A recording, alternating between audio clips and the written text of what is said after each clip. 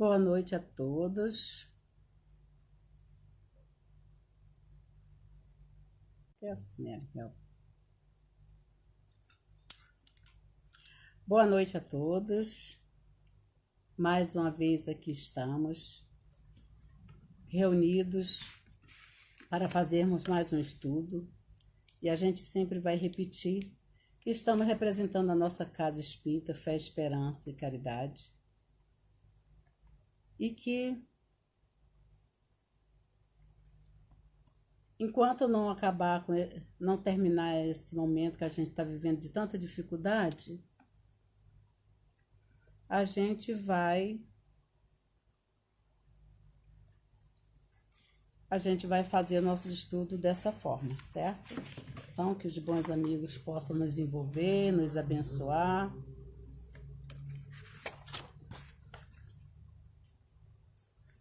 E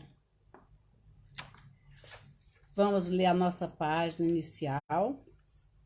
Hoje nós pegamos o livro de Carlos Torres Pastorino.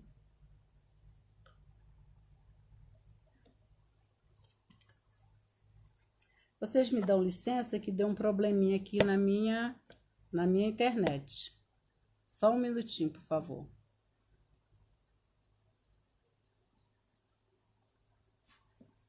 Desculpem, deu um problema aqui na minha internet, já voltou. Tá bom? Então, boa noite mais uma vez. Minha internet deu um chute aqui, eu tive que desligar. Então, nós vamos ler nossa mensagem da noite de hoje. E nós pegamos Carlos Torres Pastorino, Minutos de Sabedoria. A lição é 88. E como nós sempre fazemos, nós abrimos aleatoriamente. E vamos à lição. Sua luz deve brilhar de dentro para fora. Procure manifestar a todos a luz interior que vibra em você, através de seus atos, de suas palavras, de compreensão e otimismo. Seja você mesmo sua própria luz, iluminando a todos com suas palavras de conforto e incentivo, com seu sorriso de entusiasmo e de encorajamento, com seu exemplo de fé e otimismo. Então, com a mensagem que Carlos Torres Pastorino trouxe para nós na noite de hoje, que possamos, então, fazer a nossa prece de abertura dos nossos estudos. Vamos nos concentrar. A gente sempre pede para que aqueles que estejam assistindo possam pensar nos seus entes queridos, nos seus problemas que sejam, né? Para que mais pessoas irradiem luz para esse mundo que está precisando tanto, né? Então vamos orar, meus irmãos. Senhor Jesus, Divino Mestre, mais uma vez estamos aqui, Senhor, para refletir sobre os teus ensinamentos, para refletir, Senhor, sobre a dádiva da vida, que esse presente que tu nos dá. Ó Mestre Divino, envolve a cada um de nós, envolve a cada um dos irmãos mais necessitados neste momento, seja físico ou moralmente, que todos eles sintam-se, Senhor Jesus, fortalecido pelo teu amor, pela tua misericórdia. E é em teu nome, Jesus, tendo a certeza que nossos amigos espirituais, do Fé e Esperança, que estão sempre conosco nas nossas reuniões, estão aqui nesse momento nos assistindo, enviando a cada um de nós toda a vibração de paz e de harmonia. Que Jesus nos abençoe hoje e sempre. Que assim seja. Então, mais uma vez, boa noite para quem não tinha chegado, tá bem? Então, a gente trouxe hoje um tema bastante instigante. Por quê? Porque todos esses assuntos que a gente traz é para reflexão nossa. A gente aqui não está para passar lição para ninguém. A gente pesquisa alguns autores e a gente, dentro da nossa compreensão da doutrina espírita, nós trazemos os assuntos para que a gente faça reflexão, porque assim é necessário. Então, o tema hoje é para todos nós que queremos entender e buscar esse entendimento de tudo que acontece conosco na vida. Então, Então, o tema é: qual o sentido da vida? Ora, isso é muito amplo e muito particular para cada um. Porque o sentido da vida, o que nos move, vamos dizer assim, todos os dias a gente levantar, escovar o dente, fazer higiene pessoal, a gente trabalhar, a gente voltar, enfrentar uma vida muitas vezes com muita dureza. E o que faz? Que força é essa que nos dá, que faz com que você mais uma vez levante e faça tudo de novo e queira sempre fazer? O que há dentro de nós que, se nós buscarmos no exterior, não encontraremos. Então é preciso que a gente busque. Que força é essa? Que sentido é esse? Dentro do imediatismo, de tudo que é material, o que dá sentido à nossa vida, a gente vai começar um pouco. Então a gente nasce, é criança, começa a estudar, né? Faz todo aquele processo que todo mundo já conhece, e aí depois faculdade, e depois mais outros estudos, enfim. Então eu coloco nesse momento, a minha prioridade é concluir meu estudo. A minha prioridade é encontrar um emprego que me dê estabilidade. A minha prioridade para outro seria eu casar, constituir família e ser feliz. Mas aí, para eu ser feliz, para a gente ser feliz, a gente pensa: eu preciso de coisas. Quer dizer, eu preciso de ter um carro, eu preciso de ter uma casa, para que eu ofereça à minha família tudo que for de melhor. Isso é justo? É justíssimo. O que a gente tem que aprender não é achar que nada disso tem valor, não é chegar, não, vou te fazer tudo, porque a humildade não está no bem, nos bens que você possui. A sua humildade tem que estar dentro de você. Existem pessoas ricas, até bem ricas, e com um coração enorme, capazes de oferecer o melhor de si. Existem pessoas que nada têm, esmolam mesmo. E se você perceber, a gente que trabalha com pessoas de rua, quem já trabalha, quem já fez esse trabalho, sabe o que eu estou falando, são pessoas bem difíceis. Porque além de ser de uma vida sofrida, são espíritos que vêm para resgatar suas dívidas. E pagar dívida, eu sempre digo, é uma coisa pesada. Então, lidar com esses irmãos, nem sempre, ou seja, não vamos esperar um reconhecimento. Tem uns que querem nos abraçar, tem uns que querem agradecer, mas tem uma grande maioria que não. Mas não é para aí que a gente está, não é para isso que a gente está ali fazendo esse trabalho. A gente só começa a fazer esse trabalho voluntário quando a gente compreende que aquele irmão que está embaixo do viaduto é também nosso irmão. Quando a gente compreende que tudo que eu tenho, se eu moro numa casa confortável, se eu tenho um emprego com estabilidade, se eu tenho uma família estruturada, eu construí de alguma forma, sim, porque todos nós construímos junto, mas é a Deus que permite que a gente possa construir isso e também permite que a gente tenha mais para que a gente saiba um dia dividir com aquele que tem menos. É isso que nós temos que começar a entender. Então, dentro desse sentido da vida, Filomeno de Miranda, eu gosto muito das histórias dele. Então, ele vem dizer para a gente no livro Temas da Vida e da Morte. Eu não tenho esse livro, não. Eu tenho esse texto já antigo. E a gente vai fazer um resumo bem breve, né? Porque nós não temos tempo para tanto. Então, Manuel Filomeno de Miranda vem dizer para nós que a nossa reencarnação, quando nós vamos reencarnar, é um processo gigantesco que ninguém pode imaginar. Então, primeiro ele diz para a gente, então ele vem dar 3 passos para a gente. Isso para a nossa reencarnação. Estamos falando de forma geral, falando para espírito que já tem uma certa condição de fazer um pedido. Então, eu estou na erraticidade e eu quero reencarnar. Então, eu digo assim, então eu quero reencarnar, ele diz que o primeiro passo é fazer um requerimento. Então, a gente faz um requerimento, pedindo à espiritualidade maior, que deseja mais uma vez mergulhar na carne, que quer mais uma vez ou estar com aqueles que a gente ama, ou ressarcir aqueles que a gente deve. Os motivos de cada um são particulares, mas nós pedimos e aguardamos. O segundo passo, ele diz, que aí o segundo passo, eu vou ver aqui para não errar, tá? Os benfeitores espirituais, o que é que eles vão fazer? Eles vão avaliar o nosso pedido, selecionar um grupo de espíritos que estão aptos que podem receber esse pedido, e aí eles vão fazer o quê? Dividir em grupos. Isso não é historinha não, tá? Isso é real. Dividir em grupos. Esses grupos, vamos colocar que sejam nós aqui, né? Quando estiver do outro lado, ou nós, quando estávamos lá, pedimos para reencarnar.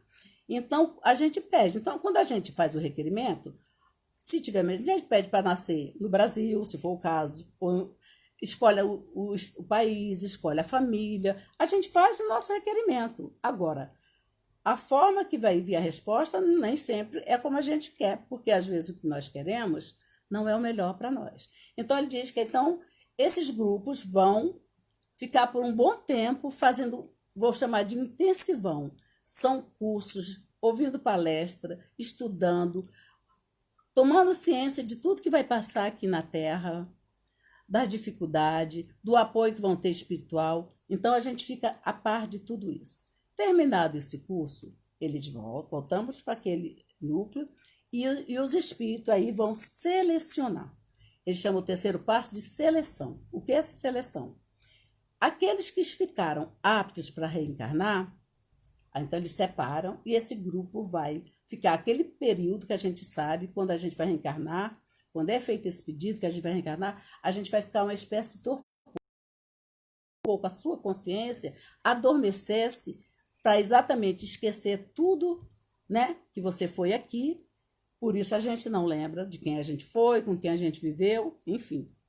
Então a gente passa por esse período e reencarna. E os que não foram, vou chamar assim de aprovados, eles voltam aos cursos até terem aptidão para reencarnar. Vejam que eu só estou dando uma pequena pincelada de como é feito a nossa reencarnação. Kardec, muito inteligente, no capítulo 2, ele pergunta para os espíritos, e eu não vou ler a questão toda, só um pouco, só para a gente entender aqui, quem quiser depois pegar e ler. Então, no capítulo 2, Kardec pergunta o seguinte, tem como título esse capítulo, da reencarnação dos espíritos. E aí Kardec pergunta, aí tem aqui o subtítulo, Objetivo da Encarnação. Então, Kardec pergunta assim aos espíritos, qual o objetivo da encarnação dos espíritos? Ou seja, por que nós precisamos ter esse corpo de carne, né? A resposta é bem longa, tá? É um pouco longa, né? Eu vou ler só um pouquinho e depois mais um trechinho. Então, a resposta é essa. Deus lhes impõe a encarnação. Eu estou falando de encarnação, de mergulhar. Primeiro momento que Deus cria. Então, por que Deus cria e a gente tem que ter essa roupagem humana, né? A reencarnação já entra um processo de precisar voltar, a gente já entendeu melhor assim, não é isso? Então é assim. Então eles respondem o seguinte: Deus lhes impõe a encarnação com o fim de fazê-los chegar à perfeição. Então, aquilo que a gente costuma falar na doutrina, todo espírito, por pior que seja hoje, um dia ele chegará à perfeição. Essa perfeição que estamos falando é relativa. Não vamos comparar a perfeição de Deus. Nunca seremos. Porque assim, ninguém pode se comparar ao Criador. Nós somos criatura, criados por Deus. Então, mas ele diz mais na frente aqui, olha. Visa ainda outro fim da encarnação, de pôr o espírito em condições de suportar a parte que lhes toca na obra da criação. Ou seja, nós somos também, de alguma forma, cooperadores do Cristo, cooperadores de Deus. Nós somos instrumentos de Deus. Nós somos instrumentos. Emmanuel tem um livro, uma mensagem, que eu não lembro qual é o livro, mas é a fala de Emmanuel. Emmanuel diz que nós gostamos muito de estar na luz do alheia. Ele coloca nessa forma. Então, na luz do outro. E é verdade, né? Quem já visitou o Chico, eu não cheguei a visitá-lo, né? Mas muita gente vai. Mas a gente sabe que todas as noites, na casa do Chico, de Uberaba, ficava fila imensa. Todos os dias as pessoas ficavam o tempo que era necessário para falar com Chico, para pegar, para ficar perto. Porque Chico irradiava aquela luz que a gente já conhece. Então, e ele diz assim, mas isso é só por um tempinho, porque nós temos que desenvolver em nós a nossa luz. Jesus Cristo diz, vós sois luz. Então nós somos luz. Nós somos luz como? Espera aí, né? Vamos pensar em pessoas bem ainda fazendo coisas terríveis. Não vamos pensar em nós, não. Nós estamos aqui do lado mais morno, no meio termo. Sim, a luz está dentro dele. É preciso que desenvolva. A luz está dentro de cada um de nós. Somos herdeiros de Deus. A gente fala isso com uma simplicidade, com só mais uma forma de falar. Em placa de caminhão a gente vê muito, né? Não sou dono do mundo, mas sou filho do dono. E somos. Mas isso é muito grandioso. E as pessoas não se dão conta do quanto isso é grandioso. Ser filho de Deus. E ser filho de Deus requer para todos nós, quem toma consciência do que somos, uma responsabilidade muito grande. Porque nós não respeitamos nossos pais que aqui estão, aqui na Terra, né? Nós respeitamos, temos o maior carinho, respeito, como não ter com aquele que nos criou? A gente, para terminar a falar da reencarnação, apesar de tudo, nesse livro Missionários da Luz, que é o terceiro da série de André Luiz, eu sempre gosto de mostrar o livro, minha filha sabe, né? Foi aqui? Missionários da Luz, porque o nome dele está assim. Aqui tem, no capítulo 3º, que eu não vou ler também, mas quem tiver o livro queira e que tenha curiosidade, aqui nesse capítulo 3º não, no 13, né, 13º, aqui vem falando, que tem outros casos, da reencarnação de Sigismundo. E aí vocês vão ver toda a preparação, todo o trabalho que a espiritualidade tem para quando a gente reencarna. E a gente reencarna recebendo tudo isso, todo esse amparo espiritual, e a gente diz, de que serve a minha vida? De que vale a minha vida? Nós aqui, tá? Eu vou correr o risco de dizer que algumas vezes a gente deve ter pensado nisso. Eu já pensei várias, tá? Isso é importante para quem? Hoje não, hoje eu já sei para quem eu sou importante. Mas assim, quando a gente é mais jovem, né, eu sou importante para quem? Daí, muita gente, quando está em depressão, perder essa vivacidade, perder essa alegria de viver, esse sentido da vida. O depressivo, ele perde o sentido da vida. E o sentido da vida é estarmos aqui, ter consciência do que estamos fazendo. Porque se a gente colocar toda a nossa objetividade no aqui e agora, vai chegar um momento que isso vai ficar um vazio. Eu já conquistei, né? Vamos voltar tudo de novo, né? Vamos dizer, uma pessoa jovem, 40 ou 40 anos, já conquistou, já tem famílias constituídas, outros já formaram os filhos, estão formados, que era o grande objetivo, outros já fizeram isso, já comprou a sua casa na praia, já comprou a casa onde mora, enfim, seja qual for, porque cada hora a gente inventa uma coisa para ser feliz. Já imaginou? Simone tem uma música engraçada, vocês vão lembrar agora de dizer. Ela diz que a gente inventa qualquer coisa para ser feliz. E é verdade. Nós às vezes inventamos coisa para ser felizes, quando não precisamos de inventar coisas. Basta ter consciência de si mesmo, saber que somos filhos de Deus e por uma razão que muitas vezes desconhecemos, aqui estamos com determinadas pessoas, em determinada família, em determinada cidade, em determinado bairro, seja como for. Estamos ali por uma razão que a gente desconhece, mas que existiu toda uma programação de vida para que eu me encontrasse com essas pessoas, para que eles trouxessem aqueles que nos amam, o que a gente ama, estar junto, Mas espera aí, Jesus dá que tá junto, mas depois diz assim, não, mas de quebra vai fulano, vai ciclano também. E a gente tem que abraçar, né? A gente diz que escolhe amigos, mas que a família a gente não escolhe. A gente escolhe sim. A gente escolhe quando tá lá. Só quando a gente chega aqui, às vezes não é muito a família que a gente acha que tem que ser. Mas é exatamente a família. Olhe para sua família e veja. É a família que você precisa ter. Pronto. Vamos tirar o merecer, porque senão a gente começa a achar ou que merece muito ou que não merece nada. Aí entra um conflito. Então a gente vai assim, pensa. A gente vai pegar um papel, você puxa esse papel. Então, a pergunta, né? Quem sou eu? Primeira coisa. Isso é uma coisa comum. Temos que nos perguntar. Não podemos viver dessa maneira. Então, quem sou? Quem somos, né? Na verdade. Por que estamos aqui nesse planeta, agora, nesse momento, passando por essa pandemia? Por quê? E para onde vamos depois? Se nós tivermos essas respostas, nós vamos sempre encontrar em nossa vida o sentido, a direção. Sentido não é direção? Quando você vai para algum lugar que você não conhece, falando, quando para ir para tal lugar, para onde é que eu vou? Então, é dado a nós um roteiro para que a gente siga esse caminho e chegue ao nosso objetivo. Assim, a nossa existência. Porque a vida é única. No momento que somos criados, a vida é única. Nós só temos uma vida, gente. Agora, várias existências. Nós, neste momento, estamos, eu, Mary, estou nessa personalidade. No momento em que eu desencarnar, deixa de ser Mary, porque vou assumir apenas a condição de espírito, porque não precisamos nos preocupar.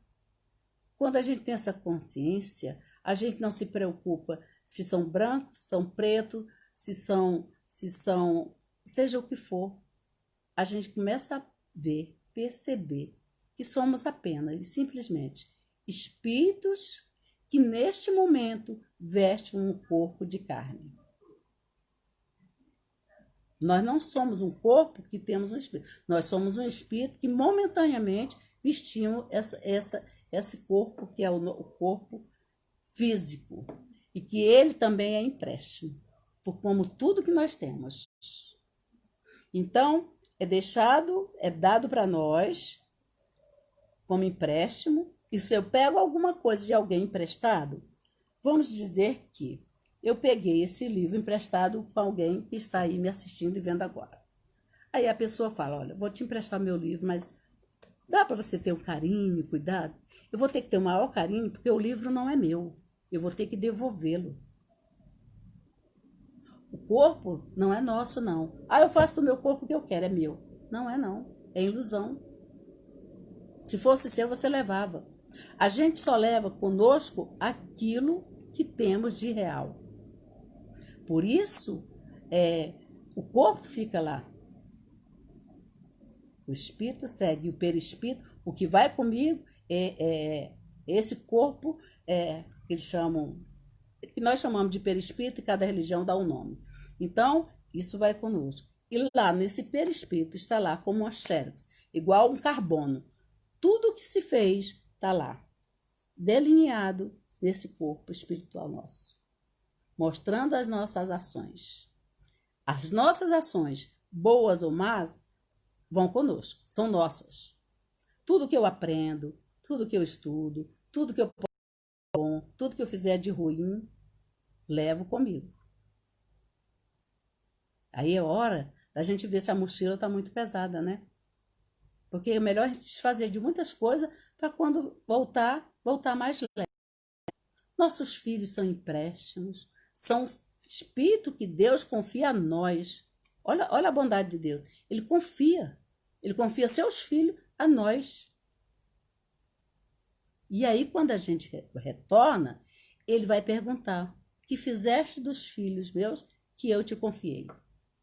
E aí a gente vai saber. Quem é pai e mãe, quem for responsável, vai responder perante a lei divina, né? A gente trouxe só uma. Eu tenho esse livro que eu já tenho ele há bastante tempo. Eu já li ele mais de uma vez.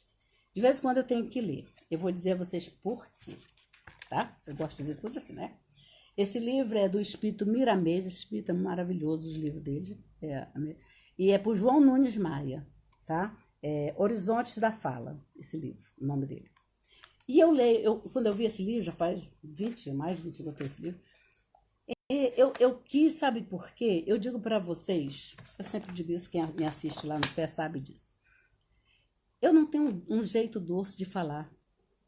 Eu acho que a minha voz é áspera, a minha voz não é. E assim, às vezes o tom da nossa voz é capaz de agredir o outro. E nem é a nossa intenção. Então esse livro, ele vem falar de coisas assim, tom, da maneira como falar.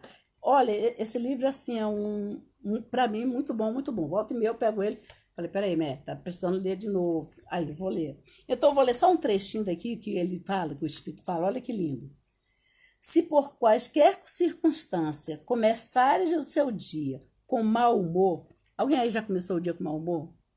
Gente, às vezes a gente levanta e a gente nem sabe de quê, vou confessar, começa a gente ficar irritada do nada. Já perceberam isso? A gente, quem aí que está me ouvindo, que trabalha em mediúnica, sabe disso. Então, o dia da mediúnica é o dia que eles mais nos visitam. E aí a gente tem que estar bem, bem assessorada, porque senão a gente se perde. Mas, enfim. E aí ele vem falar disso aqui, o João Nunes Maia vem falar dessa forma de a gente falar. Então, a gente, né, tem dia que a gente acorda e do mau humor do nada.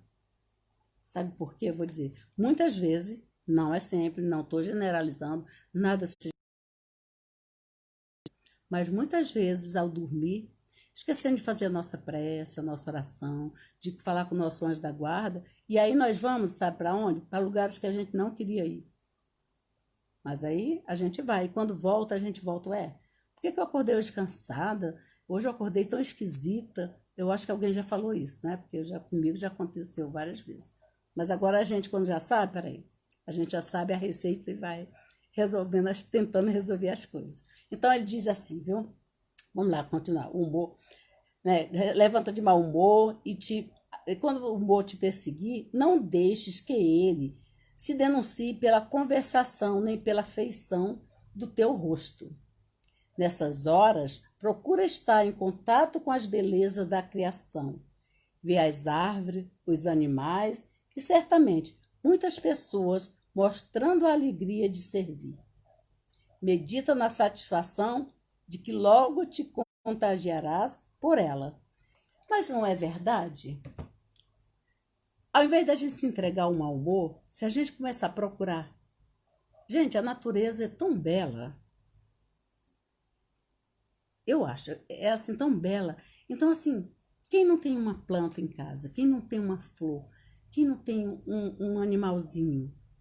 Fixa nessas coisas belas, simples da natureza e você vai sentir energia positiva.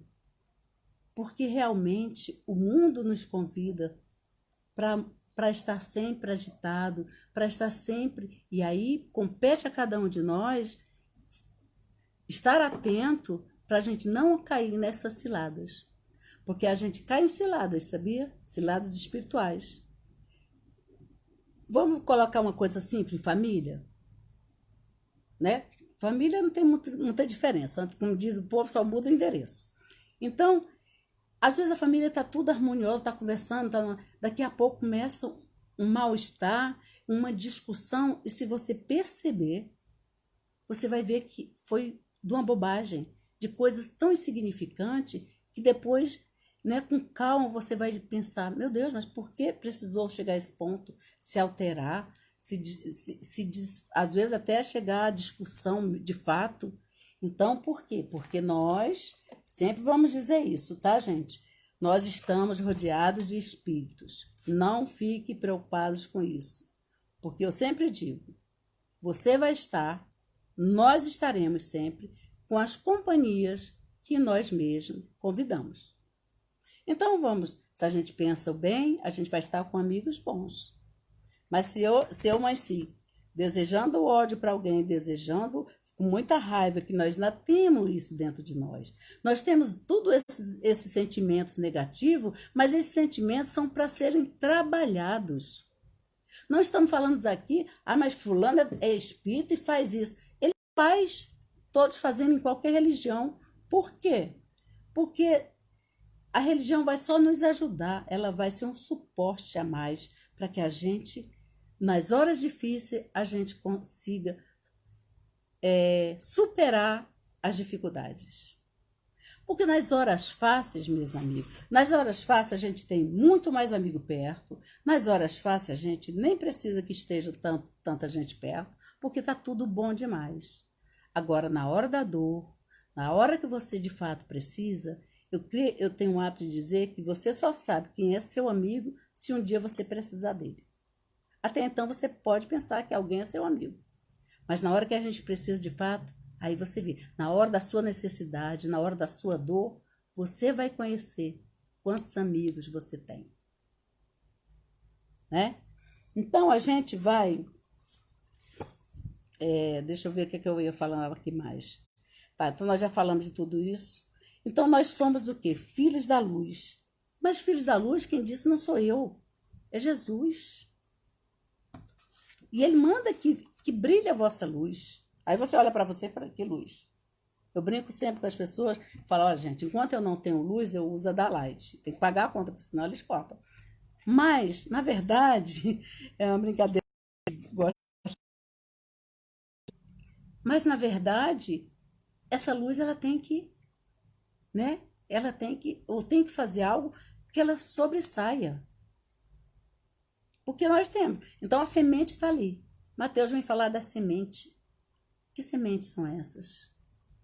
A gente vai sempre para o material, né? Para a semente de fato, para o grão, para aquilo que é plantado. Mas a semente que Jesus fala, e que Mateus vem falar do Evangelho, é a semente boa, é a semente da palavra, é a semente que consola, é a semente que dá esperança. Nós teremos que ser, nós temos que ser esses semeadores do amor, esses semeadores do bem. Precisamos de mais semeadores do bem, porque de pessoas derrotistas, porque de pessoas negativas, já tem tantos, né? Já tem tanto, gente. Não precisamos mais. Ah, Mary, você acredita que o mundo me perguntaram essa semana? Você acha que vai melhorar alguma coisa? Eu não acho. Eu tenho certeza.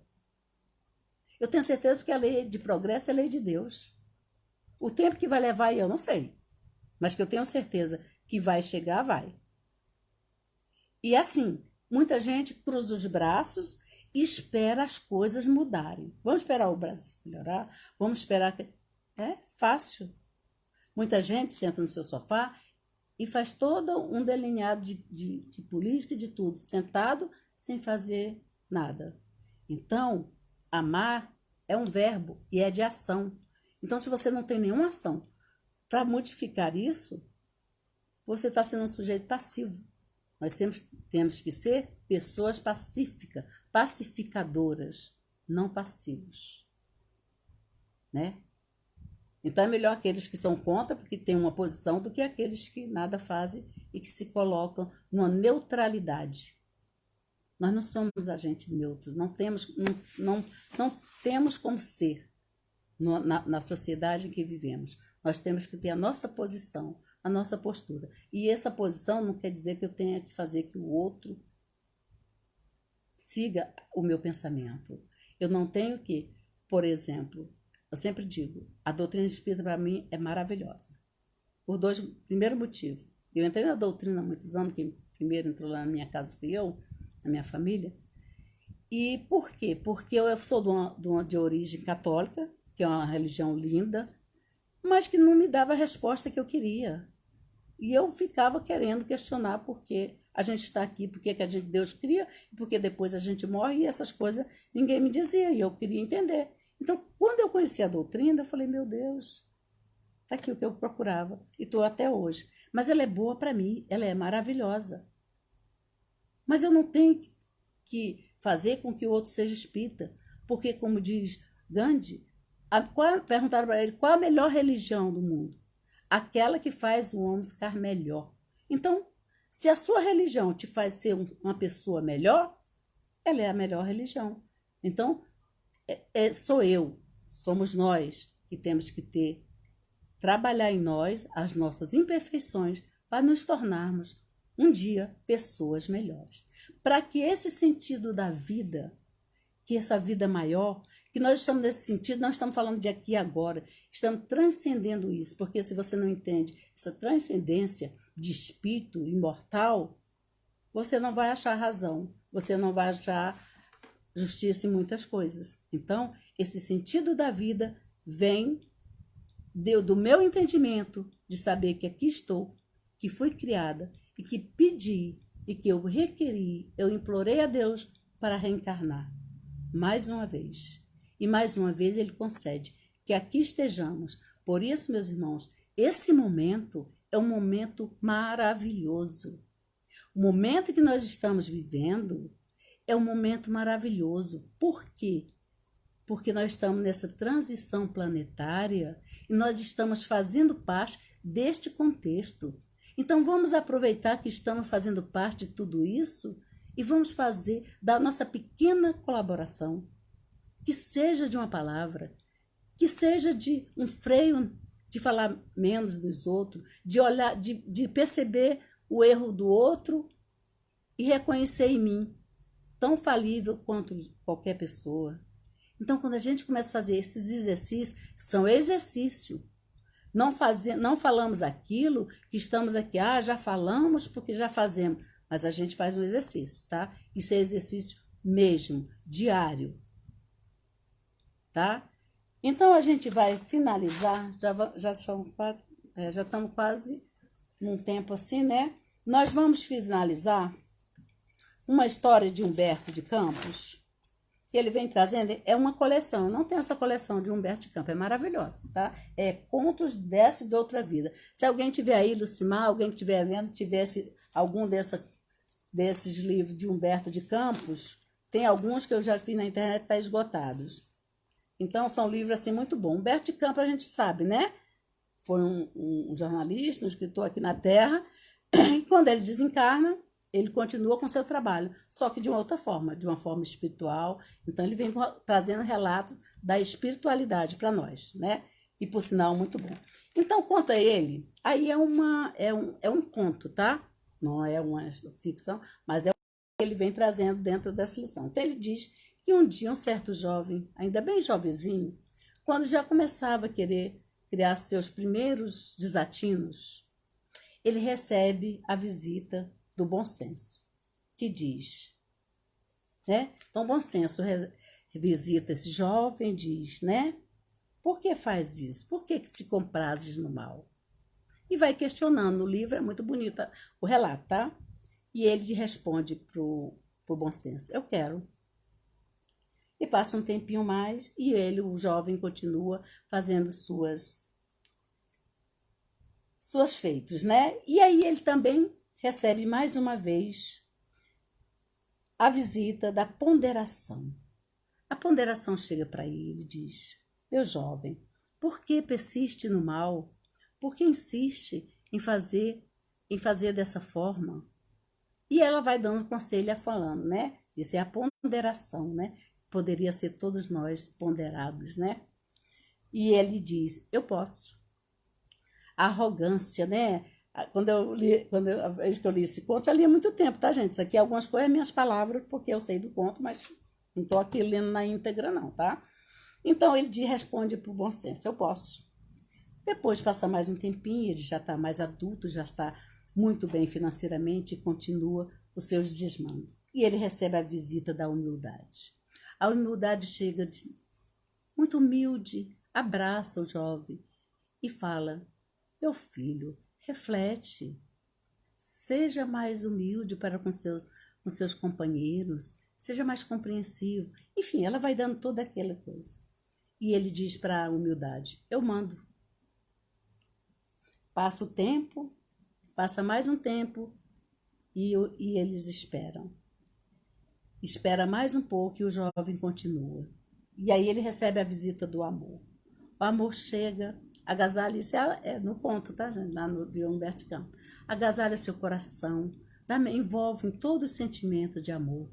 E tenta fazer com que ele compreenda que aquele caminho que ele está seguindo não é um caminho bom, que ele pode mudar, de forma de fazer, de pensar, e ele vai falando. E ele tem o diálogo, tá, gente? Que eu não lembro agora o diálogo todo, mas assim. Então, o amor vai tentando fazer com que ele compreendesse, por que não ajudar aqueles mais fracos, enfim.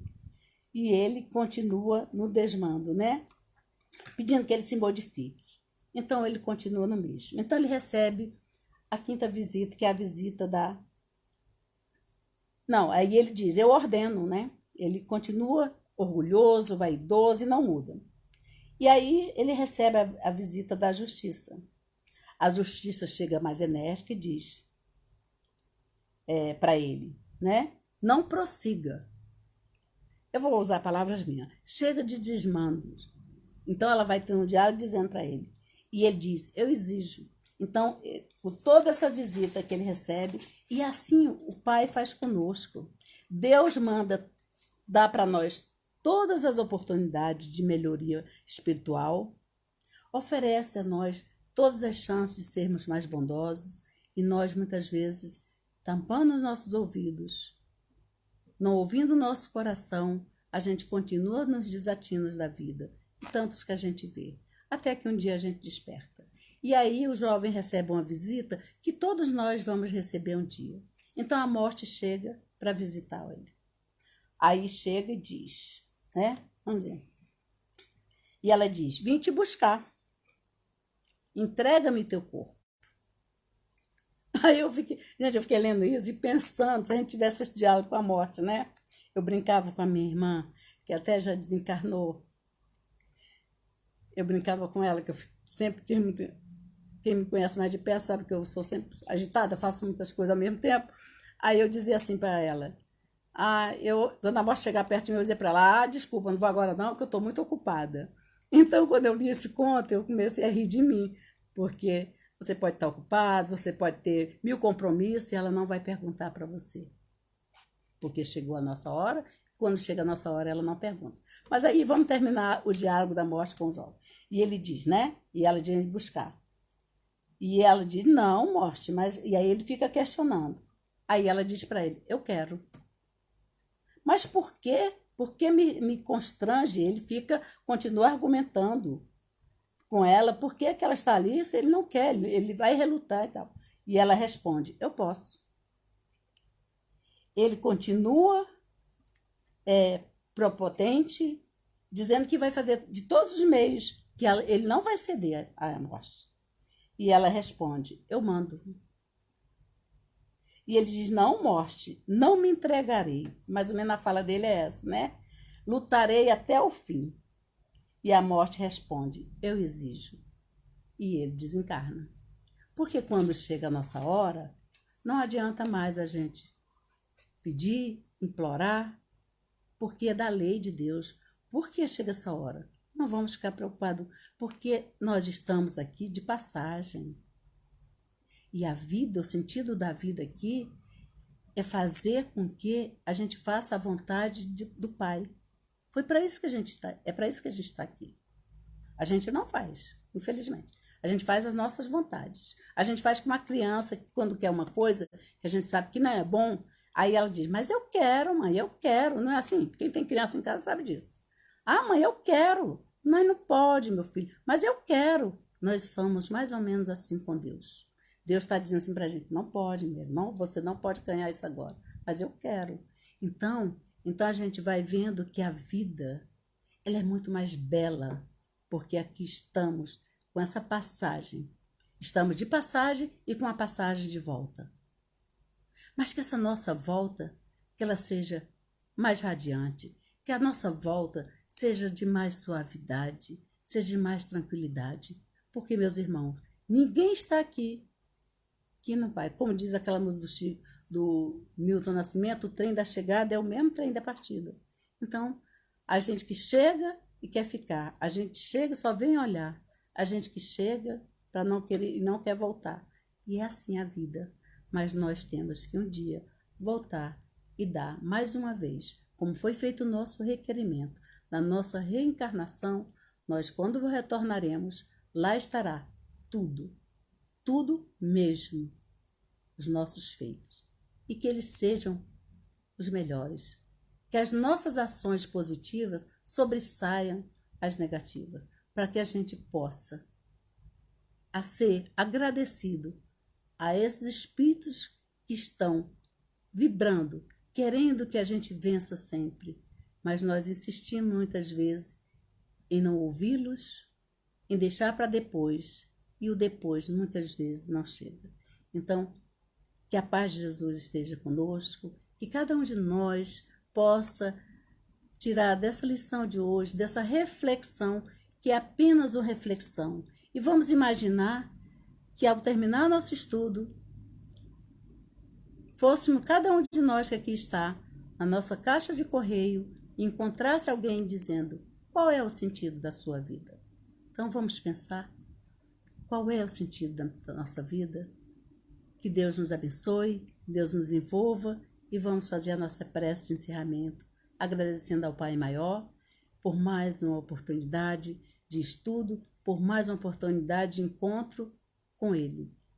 Estarmos aqui agora é estar um pouquinho mais próximo de Deus. É dizer para Deus que nós não esquecemos. Porque, como disse o Preto Benedito, tem um conto que é de cada um dá uma história ali, mas eu li como o Preto Benedito.